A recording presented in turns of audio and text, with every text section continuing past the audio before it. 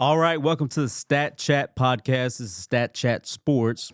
We bring the numbers, they bring the fandom, and we go from there. I'm Jacob. I'm Wyatt. All right, man. NFL season just wrapped up. We got to see the Seattle Seahawks win Super Bowl 60. Overall, as a consumer, I mean, game was kind of a dud, but I think we expected that, right? Yeah, I definitely saw that coming. I think we had talked about it for, all the way up to the build up to the Super Bowl. We both kind of saw I think we both said about a 10 to a 12-point window is what we had the Seahawks win by. Correct. I mean, we analyzed, they had two rookies on the Patriots left side of the offensive line. And all playoffs, these great defenses have been feasting on that side. Patriots are still able to overcome that, but in the Super Bowl, it didn't matter. Yeah, Drake May, he finally got a rhythm going, but by the time he had the rhythm going, it was way too late. I saw Kirk Benkert. We like him. We follow him a lot. He broke down a lot of film. I watched the video. He broke down the film. He was seeing ghosts out there. I mean, there was a lot of time. Clean pocket, wide open check down receiver. Just get the stick, move the ball, get the sticks. Let's go. And he just wasn't. He wasn't doing it. He was seeing something that wasn't there. Yeah, I noticed that pretty early on. There was a couple times I was looking, and I had a lot of people over at a Super Bowl party, and they're like, "Man, he has no time. He has no time." I'm like, I mean, if he just sits and takes the early checkdowns, he has the options. Is looking for big play after big play is what it seemed like. And I get it, being on that stage at that age, early in his career. It's hard to do. Dan Marino couldn't do it. May obviously couldn't do it. And you're dealing with pressure like that all playoffs. You kind of feel like there's pressure there when there isn't. Yeah. 100%. And his other receivers outside of Douglas and Matt Collins at the end weren't really doing him any favors. No, Stephon was quiet. You almost forgot Stephon was even on the field until that last drive they had where he made 3 catches. Other than that, it was like, where is Stephon? The audacity of Stephon Diggs to spin the ball on his nose when the game's already over on that last catch. You know what I'm talking about? Yeah. I was like, this guy. Oh, man, bad day to be Stephon Diggs. You lose Cardi, you lose the Super Bowl. All right, so looking back, Seahawks, they win it all. How exactly in the last 3 years were they able to build this team? The draft. As I think we both saw the graphic and we both went through and looked at it. They haven't missed on a single draft pick in the last 3 drafts. Not a single one. And that's wild. You think about Philadelphia being so good in the offseason, but I want to argue Seahawks are right there, if not better, especially probably the best drafting team in the last 5 years in the NFL. And then their free agent moves, their trade moves. You go get Leonard Williams not too far back. You get DeMarcus Lawrence and you get Cooper Kupp in this offseason. Right. Get some veteran pieces in there. And I think that's like an understated piece when you say Cooper Kupp, because you saw what he did, in LA for Puka, kind of helping him become the receiver he is. He has 1 year, one offseason with JSN. Of course, JSN is going to be great. We know that. But I think it took his game to another level. I think that was a big factor in it. And then getting rid of DK Metcalf. DK Metcalf takes up a lot of targets. And, he wants the ball. He's going to be a guy that demands the ball. So for them to get rid of him, bring in Cooper Kupp and say JSN's our number 1, I mean, it took some balls to make the move, and it really paid off for him. On top of going to get Shaheed at the deadline, which paid off tremendously, right? He impacted the game in so many different ways. The best kick and punt returner I've seen in a long time back there. He reminds you when he's running getting a punt return, kick return back, he reminds you a lot of Devin Hester. I was going to say Deshaun Jackson. That's who he I like that. I like that too. So let's speak about this great Seahawks defense. People are saying it's one of the all-time defenses. They're ready to crown it, as one of the all-time great defenses. Personally, I think it's a great defense. I don't think it's an all-time great defense. But who do you got? Legion of Boom or this new dark side defense for the Seahawks? So I went through and analyzed, went through some of the stats, and the Legion of Boom is better in every statistical category, I think, except sacks. I think this team had a little bit more sacks than they did, but every other category, it's by far Legion of Boom. Speaking of the Legion of Boom, they had, of course, we're speaking towards the linebacker core, of course, but necessarily the secondary, right? We see a lot in this new secondary for the Seahawks on the dark side of Emin Wari. Very reminiscent, really a hybrid player, if you want to say, of Cam Chancellor and Earl Thomas. Like a good combination of both. But as a rookie, we spoke to it. We saw it was like, this guy is boom or bust, and if he booms, top safety in the league, top 5 safety immediately, right? And we were right. And then you look at Witherspoon. Very underrated, not spoken about, arguably a top 5, maybe better cornerback in this league, right? Reek Woolen, I thought he was going to be, a top 5 guy. He's a very good second corner if he's your second corner, I mean, you can't ask for more. Does give up big plays every now and then, but overall, this secondary probably, I would say, we'll say now is probably the best secondary in the NFL, right? Yeah, and I wanna say they have some really underrated pieces on that secondary too. Love Love made some Yeah. big plays. We saw it in the Super Bowl too, made some big plays, got the interception. I'm not trying to sidetrack here, but isn't it crazy all these New York players are are going to win these Super Bowls after they leave the Giants? Yeah, I didn't wanna get too much I didn't wanna bring that part up, but, yeah, I safe to say I kind of saw this coming with him and Leonard Williams. I didn't want him to leave. Same thing with Xavier McKinney. I didn't want him to leave, and now look at him. I mean, then you got DeMarcus Lawrence coming from Dallas, which that's so hilarious to me that he's like, I can't win a Super Bowl in Dallas. First year, goes and wins it with the Seahawks. And Micah Parsons is kind of like, he was like clowning him, talking Yeah. mess to DeMarcus. Then Micah's gone out of Dallas. Then DeMarcus Lawrence has a ring. What do you think about that? It just shows the Dallas culture of losing and being losers Yeah. and reflecting on the 90s, and they still can't get over that. It's ever since you see so many people move on from Dallas and their teams are more successful or they're more successful. Again, I don't want to get too sidetracked, but maybe Dak Prescott is a top quarterback. He just needs to leave Dallas. It could be it. That could really be it. All right, let's get into Sam Darnold, right? The story, the journey he's gone through. We've never seen anything like this before. Greatest comeback story for a quarterback for sure in the NFL of all time. I mean, you go from being drafted by the Jets, which we all know it's the Jets, and it's no surprise that Dante Moore doesn't want to come out this year because the Jets would probably grab him, right? Because you see what happens. You go to Carolina, they cut you. You go to San Francisco, you learn a lot from Brock Purdy, per Sam Darnold, what he said. And then you go with the Vikings. And how would you feel if you're the Vikings? He gets you 13, 14 wins. You get in the playoffs. He plays great. Better, I would say better that year statistically than he did this year, right? Then you let him go.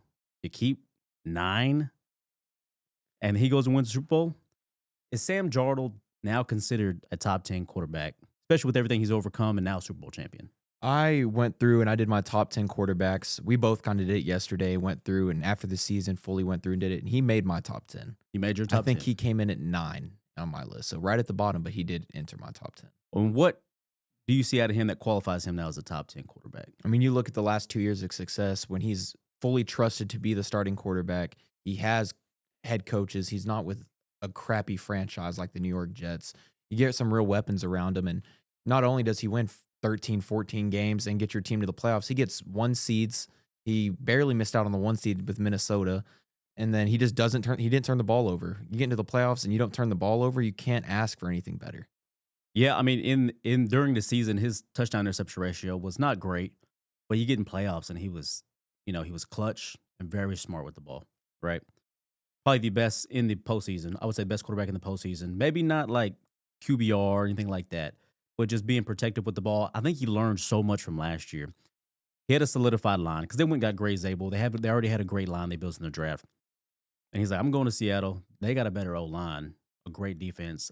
I don't mess this up. I'm a Super Bowl champion. I feel like he knew that, right? Yeah, and I think their offense it differs from Minnesota when they base it off of the run game. Yeah. Everything's based off the run. You'll see some play actions mixed in, and then you have weapons all over the field that are just going to get open. I mean, you have JSN, you have Cup, and then you have Kenneth Walker and Charbonnet here going to get more for you out of the backfield. Versus in Minnesota, you never knew if Addison was going to play week to week. Jefferson, of course, one of the best receivers in the NFL. But the injuries all over the board with Minnesota. He went and found a healthy team with Seattle, and he boomed big time. You couldn't ask for anything better over there with Seattle. No, you couldn't. I mean, I liked it a lot. And I think the playoffs, I think he grows like really immensely now, like really fast. This is why they're going to lose Clint Kubiak now. He's going to go be the Raiders head coach. I don't think it'll affect them too much. Do I think they'll slide down a little bit? Maybe this next year, but I could see them back in a year or two. 100%, kind of like the Philadelphia situation. I think they'll fall back maybe first round exits, maybe potential get to the second round. I don't see him getting past the second round. I mean, you just look at the Lions. You lose a big time offensive coordinator. Yeah. It's going to take a big effect on your And team, the I feel like. schemes he was drawing up, yeah, they couldn't punch it into the end zone until close to the end of the game. But the play calling, even in the playoff, all throughout the playoffs, and even in the Super Bowl, while the points weren't outrageous, was amazing by Kubiak. He was setting stuff up all night. An original play caller and a genius mind when it comes to offense. Personally, to me, Sam Darnold is not a top 10 quarterback because we see the talk we still see with Jalen Hurts. You've been to two Super Bowls in the last 3 or 4 years. You won one. You're arguably a Super Bowl MVP of both, but you didn't win the first one, so you couldn't get it. You're Super Bowl MVP of the next one, and they're still saying, is he top 10? Is he top 10? Is he even elite? So, no, Sam Darnold hasn't quite yet become a top 10 quarterback to me, just because of the consistency basis. If he does this again next year, I mean, I'm going to be arguing for top 5, top 10 all day. I still got to see it a little bit more. My thing is 2 straight 14-win seasons, and what was the 2 probably hardest divisions in back-to-back years in football to get that seeding, to go in there and then win the Super Bowl this year against Matty Ice and the Rams, who were favored to win the Super Bowl even as the lower seed. Right. And then you go outshoot Matthew Stafford. You don't see people outshoot Matthew Stafford. No, and then that Thursday night game before the season ended, that head-to-head, probably one of the best games of all year, where they went back and forth, and Darnold threw a couple Darnold threw a couple interceptions, came back and still won that game in overtime. So, he's cold-blooded. He got ice in his veins, just like Matt Stafford does. But what I will argue this is, let's not act like that the defense from Minnesota that year previously wasn't a juggernaut. Oh, yeah. I mean, he's definitely benefited Brian Flores had a great defense, a great scheme. The defense was beating people up that year. So, I mean, I'm not going to say pick and choose this team, but you have that right, I guess, when you're a free agent like that and you're kind of just moving around to pick and choose the best situations. And great receivers, decent O-line. Remember, they had a great O-line, but their left tackle went down too. Yep. Vikings did. Otherwise, that playoff may shake up a little bit differently. And then the same thing this year. Good O-line. You got a great defense, good receiving core. Now, you got to play with what you have, so I'm not going to hold that against them too much because you did just go win a Super Bowl. But I want to see one more year. Okay. I put him above guys like – I've caught a lot of flack for this week, but I put him above guys like Dak Prescott and Jared Goff. Okay. We see very similar numbers between the regular season. Dak probably a level above both of those guys when it comes to regular season stats. Him and Goff, really light it up in the regular season. But when we get to the playoffs, we kind of see them take a big dump. I mean, right. Dak is 7 playoff games, 7 interceptions. That's an interception a game. You can't throw an interception a game in the playoffs and win.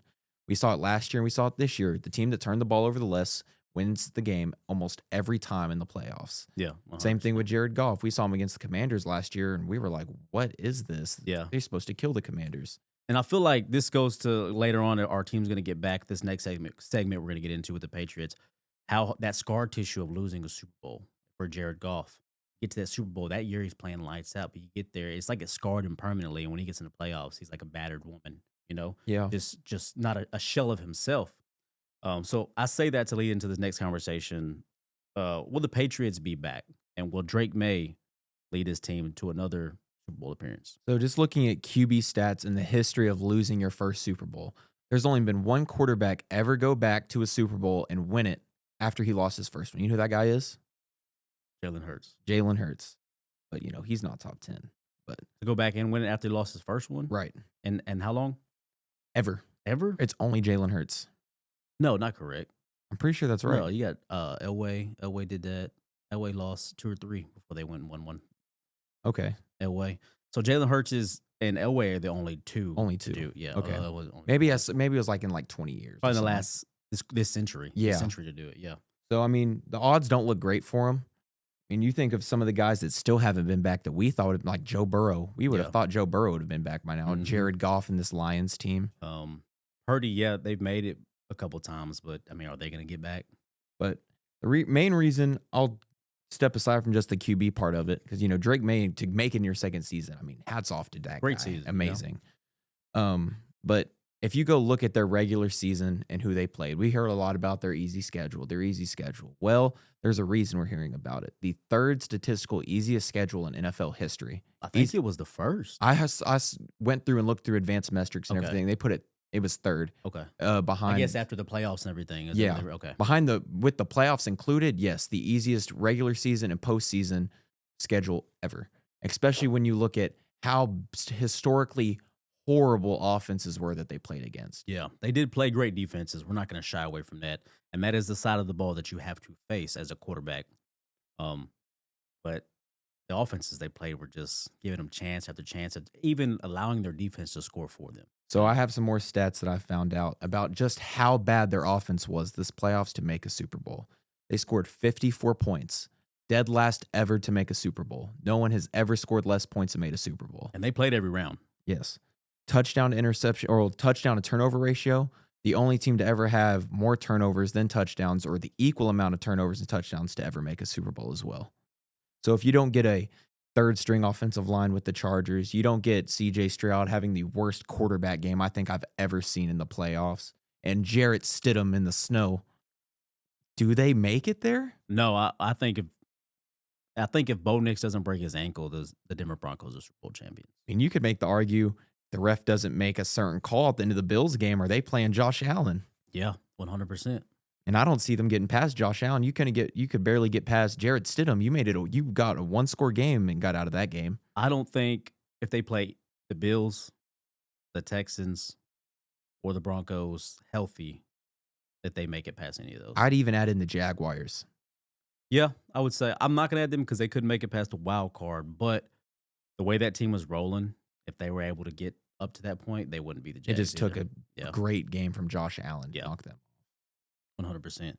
So let's talk about the memes. We've seen them everywhere. The T-Rex hands, it's going crazy. Let's talk about Will Campbell, man, and the fact that these guys spent a 4th overall pick on this young man, right? Is he going to be a good player in this league eventually? Yes. Overall, as a rookie, I think he did decently. But when the best teams played him, he got exposed. And that's a tenure to them playing an easy schedule. They didn't see that a lot for him. So going back, do you think they should use that draft pick to pick Will Campbell? I don't know. I mean, you have guys there like Ted McMillan. Imagine him if he got another receiving threat like a Ted McMillan, what this team could have been with something like and that. just sound like a veteran tackle. Instead. Or a Mimbo, Kelvin Banks Jr. Yeah. Guys with traditional size. I mean, even the guys, I'm not trying to be biased, even the guys Houston drafted in the 2nd round, Urshery, the guy that Kansas City Chiefs drafted at the end of the 1st round. Connerly? Yeah. Or is it Simmons? I think it was Connerly. It was one of the two. But any of them other tackles, it's like they drafted the wrong one.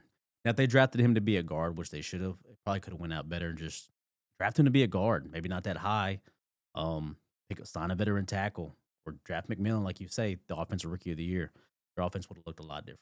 I think that's what they're going to end up doing this year. I think we're going to see Will Campbell move inside to that left guard spot, take over the other rookie's job, and then we'll see them go get a veteran at left tackle or even a veteran right tackle, move him over. Yeah. I could even see him being a center, to be honest. He'll be a guard, but I could see him being a center. If it played out like that, they felt like the other rookie was a better guard. But we're not talking about him because he wasn't drafted as high, so the expectation wasn't as high, but that guy he got put on his butt time after time again. Just in the Super Bowl, allowed 14 pressures, most in a playoff game in NFL history. Not a good look if you're cheering hard. Cheering hard as a Louisiana State fan. And I remember watching, shout out to the local legend, Landon Jackson, play him in college. And fan of Landon, like his game. He always had the best game against Will Campbell. And I was like, Will Campbell's so good. Either Landon just comes to play against the best competition, which he probably does, or Will Campbell's just really not that good, because Landon would eat when he played him. And now it goes to show you that, Landon's size was too much for him. That way arm too much length, for him, just absolutely. And his speed, too. Okay, man. So as far as Drake May, in my opinion, I don't believe he's yet considered an elite quarterback. Like I said, same thing. Everybody jumped on the bandwagon of Daniels, Stroud. It's proven year after year, this league will humble you. Now, May played in his rookie year, most of his rookie year. He grew a lot. This next year was so polished, so good, but it was a level of competition, I believe, as well. And kind of taking people by surprise. This next year, they're going to know what to expect. There's going to be a lot of tape on him. I think there's going to be a little bit of a regression. I don't want to say too much, a little bit of regression. And we'll go from there. I'm not going to crown him an elite quarterback just yet, but man, I'm excited to see what he can do. And I can't believe New England got another dude at quarterback. Yeah, I mean, he's definitely going to be the franchise guy. We're going to see him there 10, 12, 15 years. Yeah. I mean, there's no doubt about that. It's hard to name if he's elite or not when you don't even know if he's the best in his class. Right. I mean, but look, this could be historically go down as the best QB class ever. Let's sidetrack, bro. Who do you have as the best quarterback in this class? Just off your dome, right now. off the dome. Well, if you would have asked me this a year ago, I would have said, well, Jane Daniels already a top 10 quarterback. It's not Yeah. even a question. But you're asking me this today, I'm going to go Caleb Williams. You're going to go Caleb Williams? Go Caleb Williams. I liked what I saw from Caleb Williams a lot. His clutch moments were more one or two plays, like, wow, greatest stuff we've seen. The ceiling is Allen, as high as Allen, Jackson, that type of high. But I think consistency, just winner and just like a killer, I'm going to go Bo Nix. I'm going to go if Jaden Daniels doesn't have that year he has, we're looking at Bo Nix that year like, wow, his rookie year. And then to do what you did this year, I mean, you walk down the Giants when you're down by, what, was it 30? Yep. 33 points. That's not normal. You know what I mean?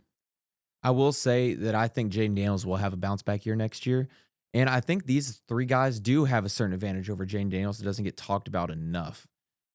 Just the offensive minded head coaches that two of them have with Ben Johnson and the other one with Sean Payton. I mean, oh, yeah. They have a huge advantage for sure.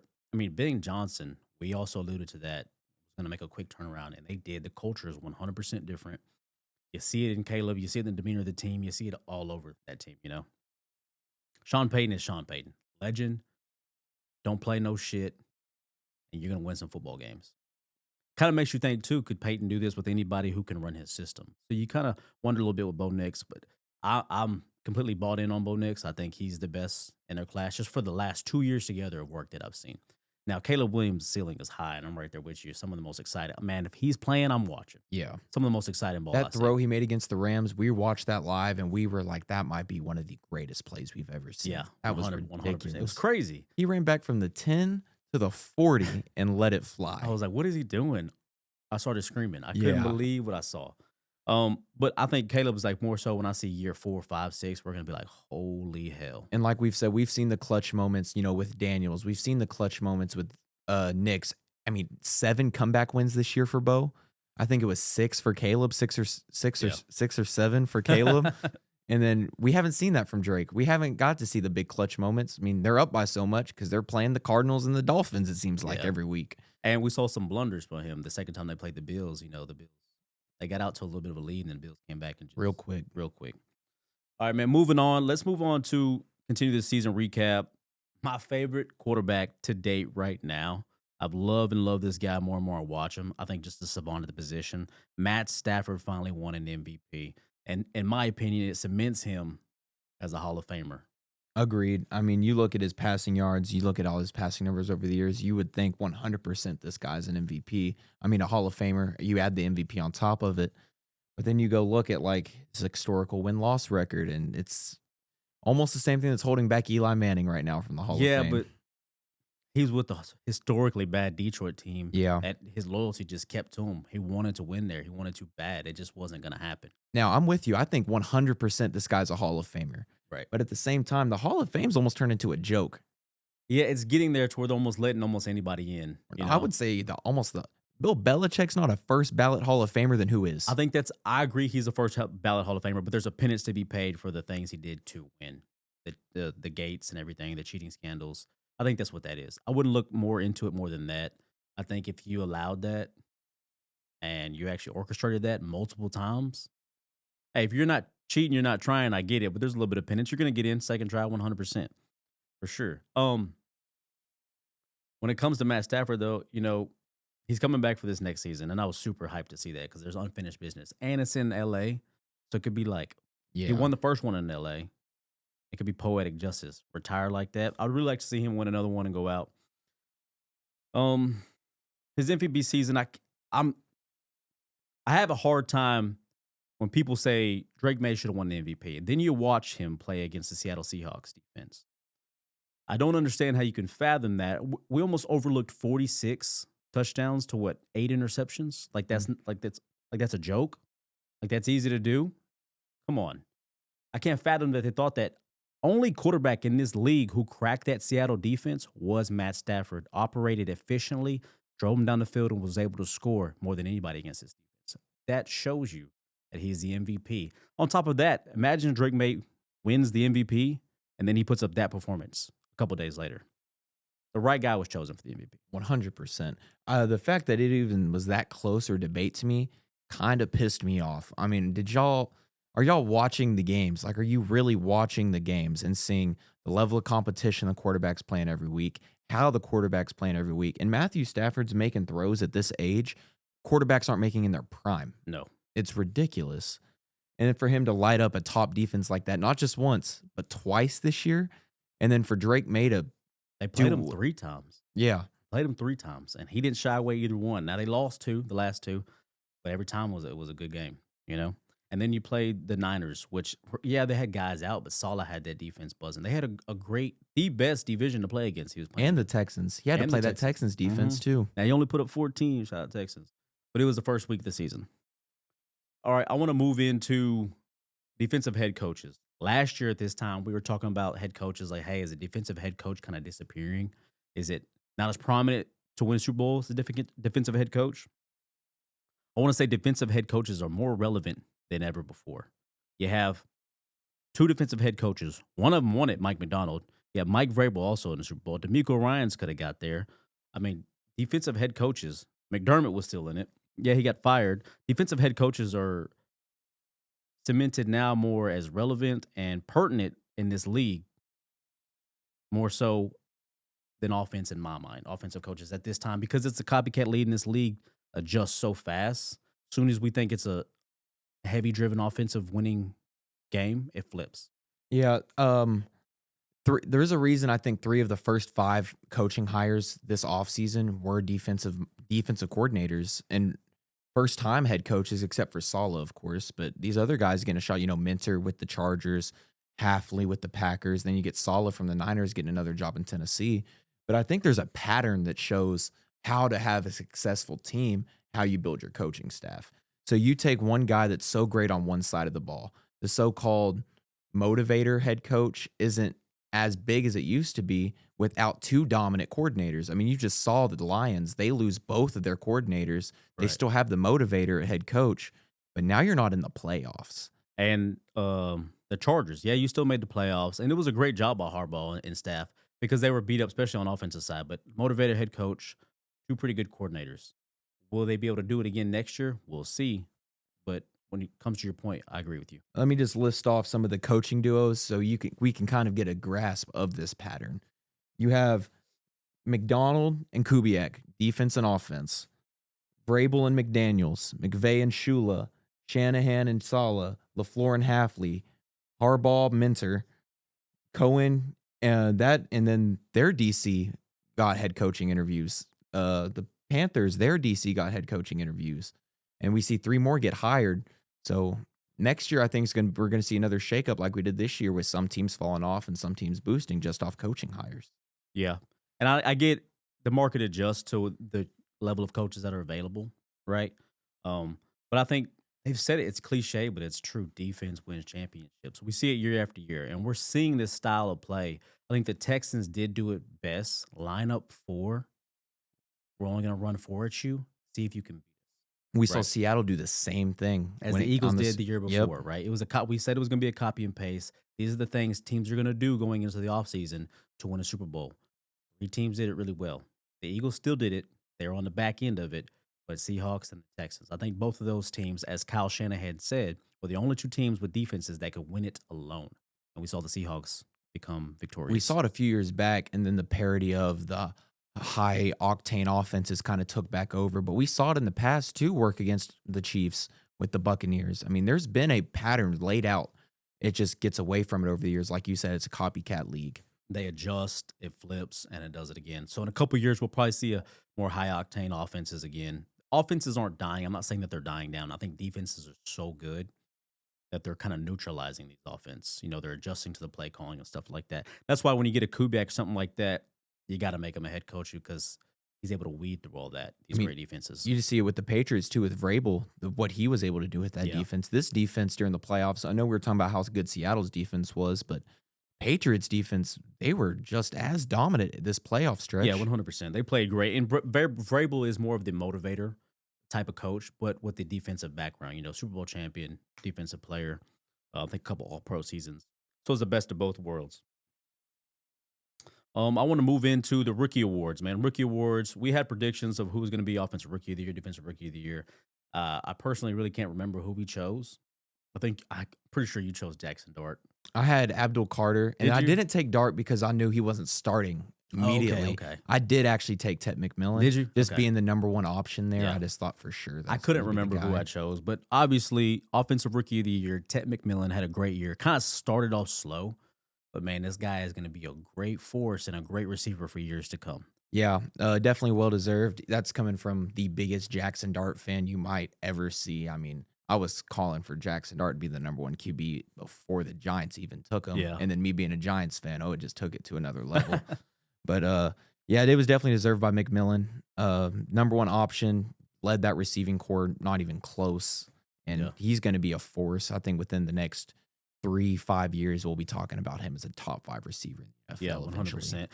He reminds me a lot of Mike Evans, a little bit different play style, but just the availability is to his guy and the stature, the speed, the strength. He reminds me a lot of a young Mike Evans. Swessinger, I think we both knew it was either gonna be this guy or we took a gamble on probably Eamon Wari, Eamon Wari or Xavier Abdul Watts. Carter. Oh, I was going to Abdul say Carter. Well, just coming originally. coming Originally, into the yeah, season, originally. yeah. We're like probably Abdul or but him. we thought Swessinger was gonna be. I mean, I don't want to call him that, but Luke Kuechly 2.0. This guy I is love watching is it. I went crazy. back and watched defensive highlights from a middle linebacker as a rookie middle linebacker at that the other day, just so because I was so wowed by it, and I was like, wow, I haven't done this since Luke Kuechly, and Yeah. it's so crazy how similar it is. But I love watching it. It's almost like watching a savant at quarterback, and it's quarterbacking the defense. It's amazing. And the level of play that he brings as just a rookie, Swessinger is going to be here for years to come. Um, Freaking genius back there. Like you said, he's like a quarterback back there for the defensive side. And you don't often get excited about a linebacker unless they play this style of ball and this level. It's either like a heavy hitter, like an Aziz Al-Shaair or somebody like that, or a guy who just knows the play and fills the holes every single time and is pretty good in coverage too. I don't want to go away from it too fast just because I have to get my peace of mind out. And that Tyler Shuck getting more first place votes than Jackson Dart was just outrageous and dumb, and it made no sense. Yeah, I think I was really not surprised by Dart because I like Dart too. I think his game was going to transition very well at the pro level, but I think towards the end of the season, it's like a recency bias on what they're seeing out of Shuck towards the end. He was balling, and his game is also transitioning. Nobody's going to talk about him, but he's a sleeper quarterback that don't be surprised if he is what people thought Michael Penix was going to be. Yeah, it's pretty easy when you're playing in that shitty division. So, man, let's move on. Got these awesome rookies, won these awards. It was a great year. Let's move on to let's do the way too early 2026 top 10 power rankings. All right, I'll start off. We going 1 through 10, or you want to bounce it back? Yeah, do your top 10. 1 through 10. All right, I'll run through it real quick and we can come back and ask questions where it's needed. I got Rams 1, Broncos 2, Bills 3, Bears 4, Seahawks 5, Jags at 6, Eagles at 7, Chargers at 8, Chiefs at 9, and Patriots, who just made the Super Bowl, coming in at 10. So first thing I noticed is Seahawks and Patriots, who were just in this last Super Bowl, regressed a little bit when it comes to rankings. What's your reason for that? The Seahawks, I kind of talked about it earlier. I think losing a offensive mind like a Kubiak is going to hurt you a little bit. And the guys you have hitting free agency, I think they have 6 starters that are unrestricted free agents. I imagine they'll bring 2 or 3 of them back, but you're going to lose some starters. You're going to lose an offensive coordinator, and that's a hard thing to bounce back from. Right. Yeah, I agree 100%. It's kind of like the Philadelphia thing. Are we going to see a little aggression? You're still going to be in the playoffs, but is it going to be the same team? Yeah. Schematically, I don't think so. Now, do I think Sam Darnold is more resilient, I would say, in a sense, than Jalen Hurts? Yes, because he's more talented thrower, and a better mover inside the pocket to make plays happen than Jalen Hurts is. The Patriots reasoning, I talked about it earlier. I'm really against that schedule they had, and I think it's just going to come back to bite them next year playing a Super Bowl schedule. You're going to have the best teams every Yeah. week. Kind of like And we saw the Commanders. They didn't make the Super Bowl, but kind of like we saw the Commanders adjustment this year. yes, I don't think they'll take that big of a hit. That's why I kept them at 10. I still think they'll make the playoffs, but I don't see them getting out of the second round next year at all. Okay. I like that. Another thing, I see you got I think we both do. I'm not going to allude to that too early, but you got the Bears top 5. You got them at 4. What's your thoughts there on the Chicago Bears? All the comeback wins, I mean, it just shows, like you said, how great that chemistry is, that culture is now there in Chicago. Caleb Williams, like I said, I think he's the best QB in that class. I think he's going to take a huge leap. And then, Odunze, I think he fixes the drop problem and all the being available problem he had at the end of the year. We saw him the first 3 weeks, and wow, he was putting up some numbers every week. Kyle Monungai was a great rookie running back for him. Great guy back there in the backfield. And then Ben Johnson, I think he's going to take the next step as a head coach. He was so great as a first-year head coach. But like we saw with McDonald, you can take that second-year leap, and I think that's what he's going to be able to And do. unlike McDonald, you don't have to switch quarterbacks to do Right. it. You don't have to change your offensive scheme or have your offensive scheme changed too You have much. your guys coming back. You have a little bit of cap space to make something Right. work, and I think they're going to be able to And make Joe a big Tooney, jump. he won Protector of the Year. 'Cause Amazing. a great pickup for them, along with Drew Dalman and everybody else that they picked up. And then we're forgetting, Colston Loveland, who was ecstatic at the end of the year. And we knew he was going to be. It took a little bit longer because of the role he was playing, but man, did they hit well on Colston Loveland. Even if they lose a guy like DJ Moore, with the emergence of Luther Burden kind of becoming your number one receiver and Loveland coming your number one option towards the end of the year, you can afford to lose a guy like that with those emergence from young guys going into his second season. Colston Loveland is going to be the closest thing that I've seen to play the same type of role as Travis Kelce plays for the Chiefs. The straight receiving tight end. You could line him up outside as a receiver if you want to, and you're going to feel just as good about it. But at the same time, he's strong enough to block, get in there and block if you need him to. Another one I see here is you have the Chargers at 8. I like that. What do you see the Chargers doing next year? First, they're going to have their tackles healthy.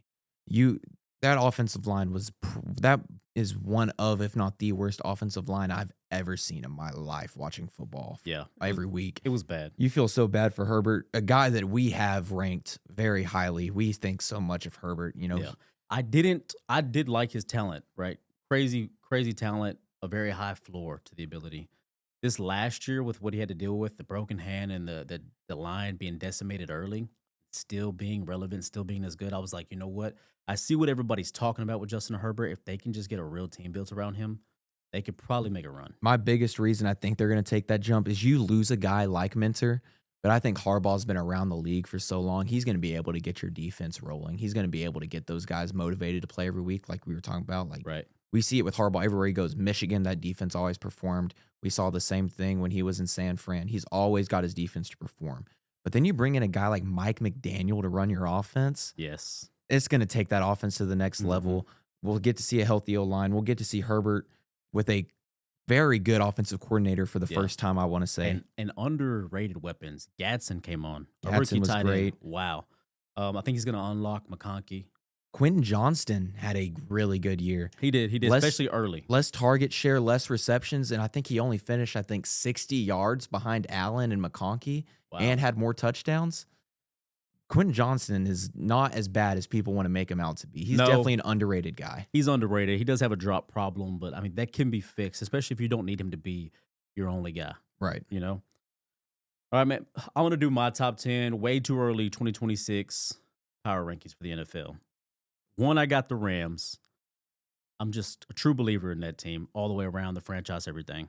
2, I got the Broncos. I think they would have won it all if Bo Nix doesn't break his ankle. 3, I got the Bears.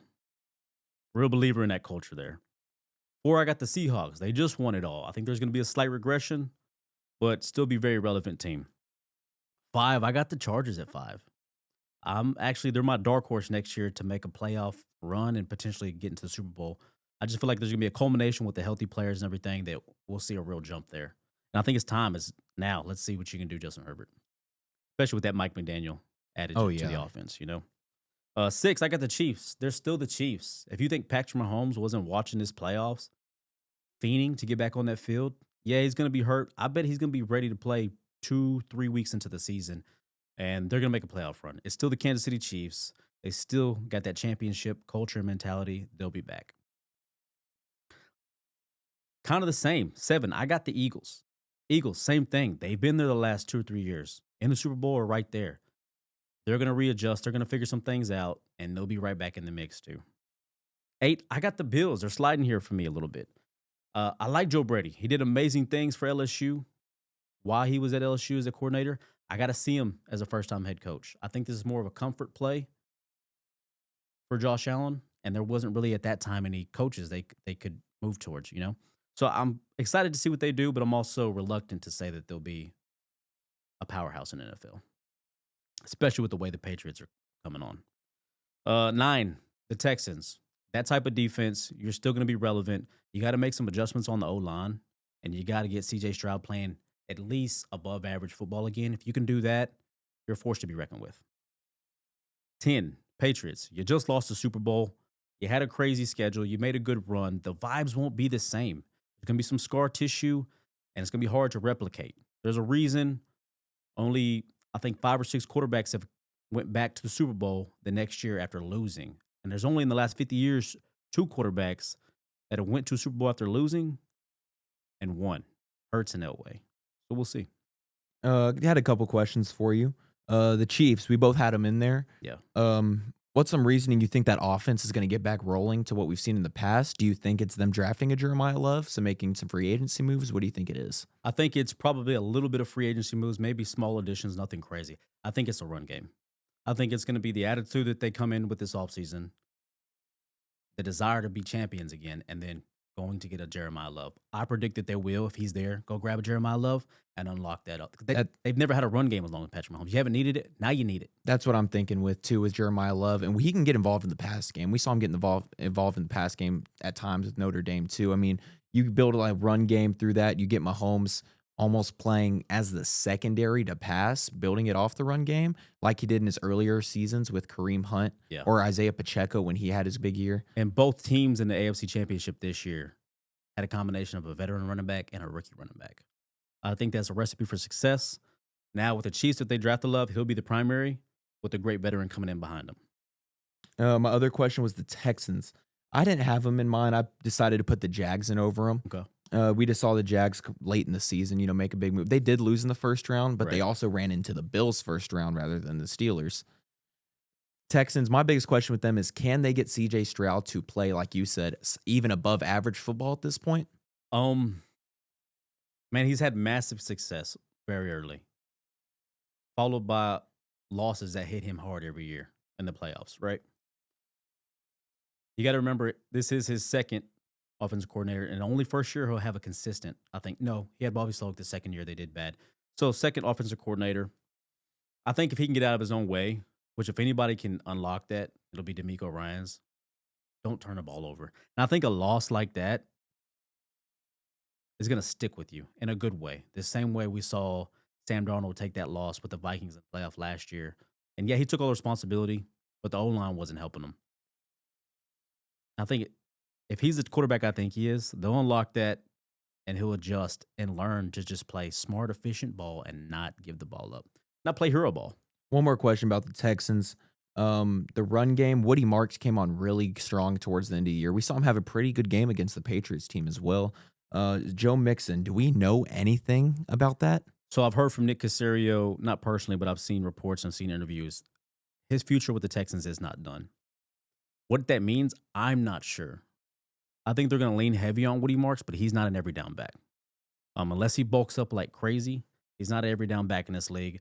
I could see the Texans drafting another running back or adding a different veteran running back, like a Kenneth Walker, even though Seattle's not going to let him go now. But he's going to have a high price tag. Yeah, he's a free agent. I expect Kenneth Walker to get franchise tagged. Yeah. You got to hold on to him, especially after that performance you have in the Super Bowl. I mean, first Super Bowl MVP since I'm blanking right now. Terrell Davis. 98 Broncos. Yeah. And then the game he had, not only in the run, but the pass game too. And I don't want to peel back any wounds right now. I think we were cheering for one more touchdown. And then he would have had a 200-yard game with a touchdown, and that they didn't call that last play back. Not only would he have a 200-yard game, we might be, $3,000, $2,000. Would be a couple grand up. Yeah. Sure. But let's not talk about that too much. You got any more questions about my rankings? I think I'm pretty satisfied with them. Very similar. We had a lot of the teams in very similar spots, maybe one or two, down or up. One thing I see that we both did is we see Rams Broncos both at 1 and 2. Yeah. Is that an early Super Bowl prediction from you, or because I do have the Rams in the NFC? I don't care what moves get made this Yeah. offseason. I'm taking the Rams in the NFC. You sound like me last year. Yeah. I'm probably at the same part as you were last year. Yeah. The Rams all the way. I'm Rams again. I picked them this past year, and I really thought they were going to get there, but they ran into a great Seahawks defense. I'm gonna stay with the Rams coming out of the NFC again. As far as AFC, I want to see how the offseason shakes out, the draft shakes out, because that matters now. It's not like back in the day where you're just drafting people for future. You're immediately going to win with rookies now. So I want to see how that shakes out. But the Rams are a great drafting organization. They're going to have Matthew Stafford. They're probably going to have 2 first-round picks if they decide not to trade one of them. I mean, they're set up for success and a real run in this next year. I mean, imagine they add a guy like a Mekhi Lemon to put in the slot with Devontae Adams and Puka out there. It shows you, too, they need a corner. They got to go get a real corner to help. I think that was the only missing piece. Of course, the special teams blunders. And I like that they went and hired Kingsbury. Oh, my gosh. You know why they did that? McVay has always had one of the worst special teams when it comes to like flags and turnovers and stuff like that.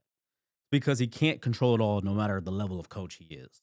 And I think he goes and gets that guy to take his offense to the next level and relinquish some of that responsibility to feel comfortable and trust that offensive coordinator so he can pay attention to special teams, because special teams hurt him in the playoffs a lot. And the one more thing I want us both to try to give, maybe 1 or 2 teams that fell just outside of our top 10, but that could easily get up there with offseason moves or just, staying healthy. My first 2 were in the same division, in the Bengals and the Ravens. Okay, yeah. Injuries. Joe Burrow gets hurt once again. He's out for a huge period of time. And then that defense and Zach Taylor. I feel like Zach Taylor, you have to be on the hot seat. You're the only coach in that division that kept the job. I can't believe they kept him again. I don't know what's going on behind the scenes. The Bengals are not a great organization. I'm going to be honest with you. I don't expect much difference. I think I expect some star power, some great moments. I'll be surprised if they make it to the playoffs. If they do, it'll be a wild card team. And then for the Ravens, you lose John Harbaugh. You lose the staple of that franchise for 10, 15, 20 years now. I mean, what are you going to do with the new head coach? And Lamar, are you going to stay healthy? And when you are healthy, are you going to perform at the level we expect you to perform at? I think there's a lot of lingering going on here that Harbaugh bit the bullet, but Lamar isn't the guy we think he is. Is he a consummate professional? Yes. Is he an MVP? Yes. They're saying he was missing practices, saying he was sick when he wasn't, all because he basically was done with John Harbaugh. I don't think a professional handles it like that, especially when you have your teammates and you're the franchise quarterback relying on you, because till the end you were still there, but then you figured, the season's kind of over. Then at the end you're like, oh, if we win this game, we're going.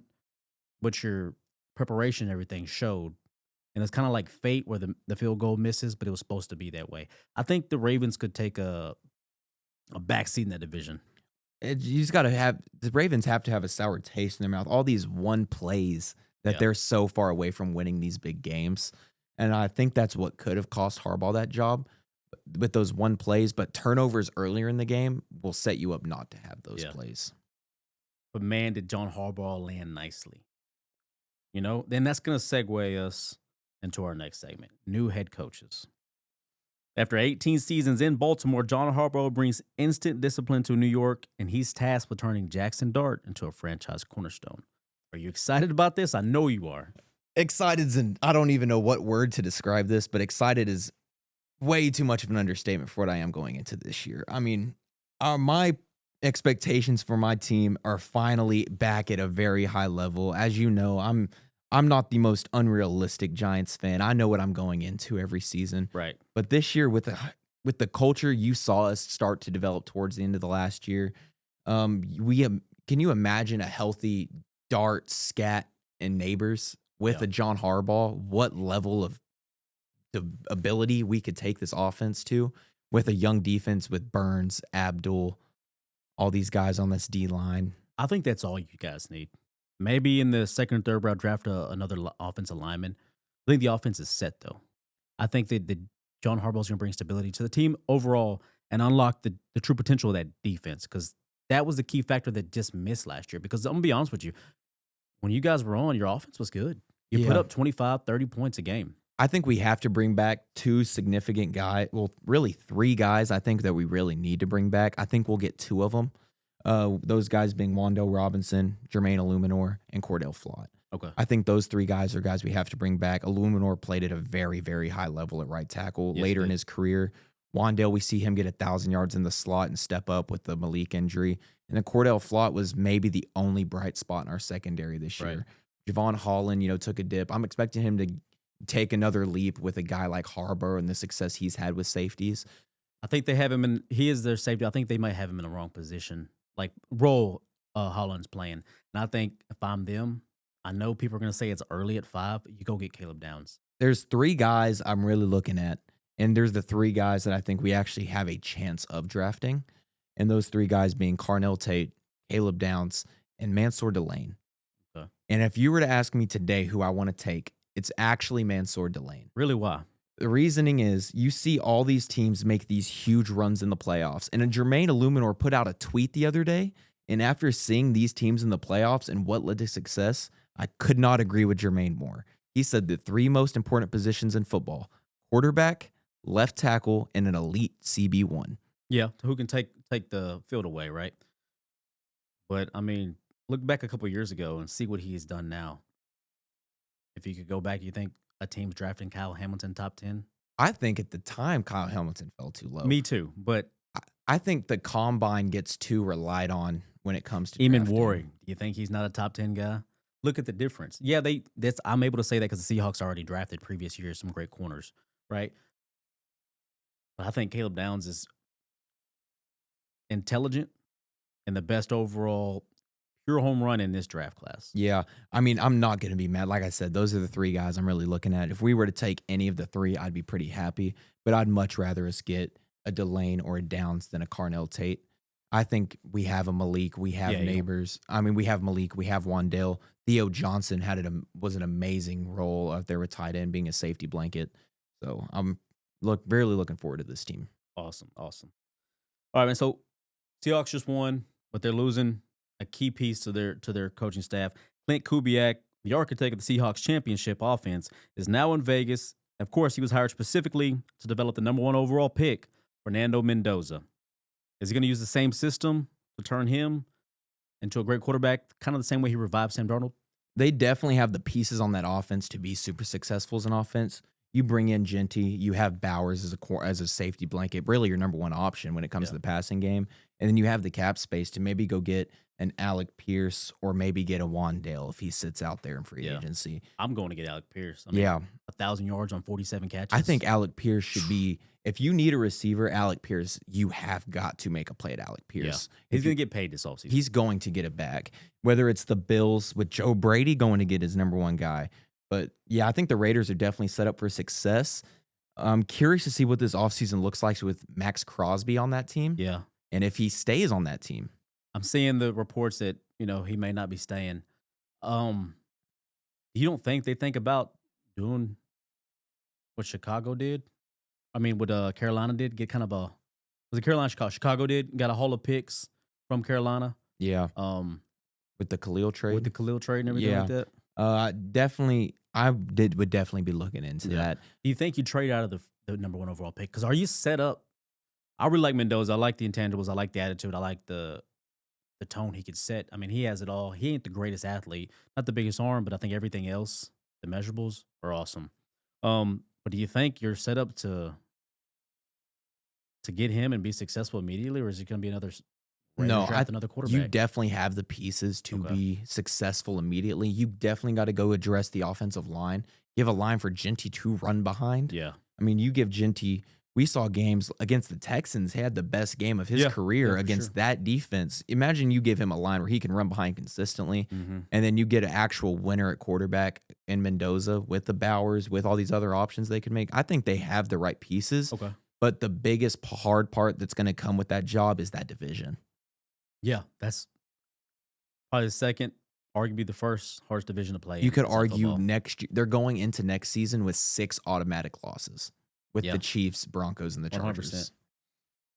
All right, man. So let's move on to let's talk about the Steelers. The Steelers replaced longtime head coach Mike Tomlin with Mike McCarthy. I get it's like a bet on veteran stability to try to maximize the end of that window for that defense. But what do you think is realistic for the Steelers moving forward this year? I'm not expecting anything great. I mean, it might just be the Steelers how we just expect them to, win not 9 games every year. I mean, I'm really not expecting too much of a jump. With the McCarthy hire, it makes me think that Aaron Rodgers is definitely going to come back and Yeah. give him one more year.